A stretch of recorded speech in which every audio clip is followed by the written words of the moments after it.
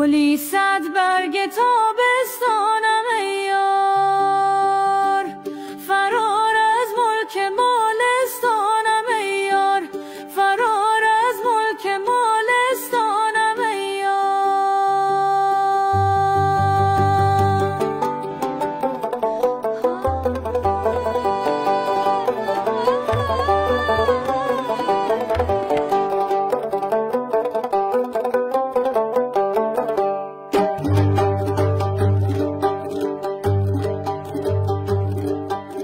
همان روزی که گشتم از وطن دور، خدا داند پریشان حالم ای یار، خدا داند پریشان حالم ای یار.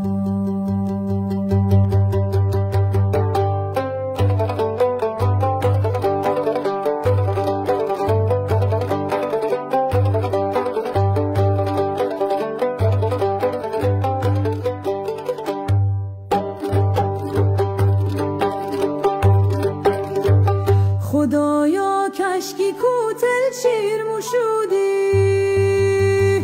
که کوتل راهی مسافر موشودی، که کوتل راهی مسافر موشودی. کوتل راهی مسافر چه باشد، مو از دید خو اول گیر موشودی، مو از دید خو اول گیر موشودی.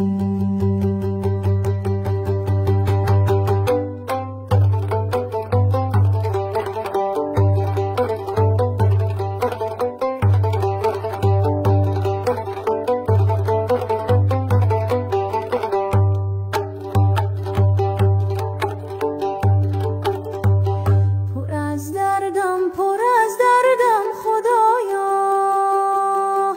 خزان و خسته و سردم خدایا، خزان و خسته و سردم خدایا.